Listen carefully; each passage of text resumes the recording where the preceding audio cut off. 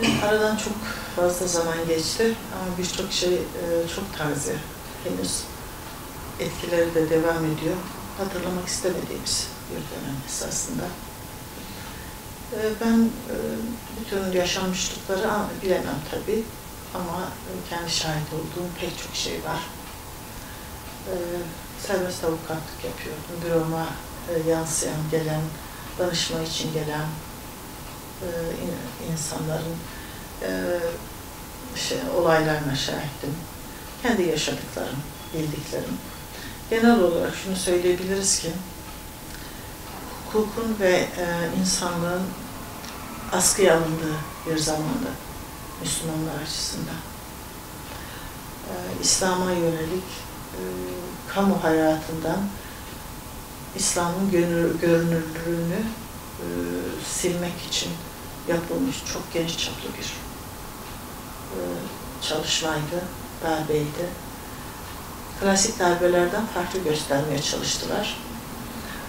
Sivilleri de işin içine katarak, önce kamuoyu oluşturarak, kamuoyunun kafasında ikircikli sorular oluşturarak sergiledikleri, yargıladıkları, mahkum ettikleri Müslümanlarla ilgili biz bildiklerimizden eminiz ama bilmediklerimiz acaba dedirttiler. Kimse bu insan hakları ihlalleri takip edemedi, savunamadı. Hak arayışlarını açıkça yürütemedi. Sivil toplum kuruluşları üzerinde büyük bir baskı, bir fetret devri yaşandı. Pek çok sivil toplum kuruluşu kapılarını kapattı, faaliyetlerini durdurdu. Zaten pek çoğuyla ilgili soruşturmalar, kovuşturmalar da yapıldı. Benim büroma memurlar, öğrenciler, avukatlar, avukatlardan da çok doktorlar, hemşireler geliyordu. Ellerinde soruşturma kağıtları veya görevleri fiilen engellenmiş, kapı dışarı edilmiş insanlar. O dönemde hukuk hayatımda ben o kadar çaresiz hissettiğimi hatırlamıyorum. %100 haklı olunan konularda %100 olumsuz sonuç alınacağını bile bile konuşmak, yazmak, çizmek, dava açmak çok zor bir şeydi. İnsanlar soruyordu, ne yapabiliriz, bizim haklarımız yok mu?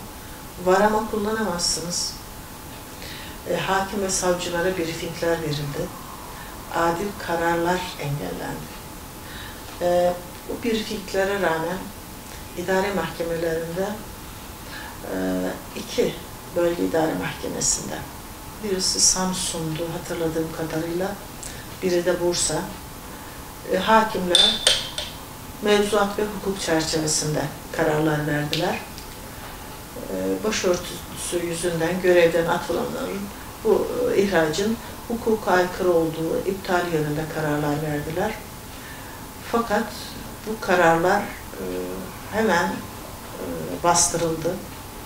Bu hakimler veya heyet halindeki mahkeme üyeleri dağıtıldılar, sürgün edildi, farklı yerlere gönderildiler. Tabii hiçbir hakim ondan sonra bu yönde karar veremedi. Ben davalarımı iç hukuk yolları bittikten sonra da Avrupa İnsan Hakları Mahkemesi'ne de götürdüm. Oradan da çok ümitli değildik ancak insan hakları, demokrasi vesaire gibi söylemleri en azından biraz arkasında dururlar diye umut ediyorduk. Onu da biliyorsunuzdur. Avrupa İnsan Hakları Mahkemesi karar verme yerine topu Türkiye hükümetine attı. Bu idari düzenlemeyle çözülebilecek bir şey. Yani mahkemenin olayı hukuki nitelendirip bir karar vermesi gerekirken resmen karardan kaçındı. Görevden kaçınmış oldu. Bambaşka bir şey. Tabii insanların kafasında adalet ilkesi yerleşmediğinde her esen rüzgarla, her görünen silahla, her bir tehditle, birilerinin yüksek ses çıkarmasıyla insanların ibresi şaşabiliyor. Adalet şaşabiliyor. O dönemde adaletten çok ümit yoktu. Ama şunu biliyordum ben, her şey geçicidir. O dönemde geçecek.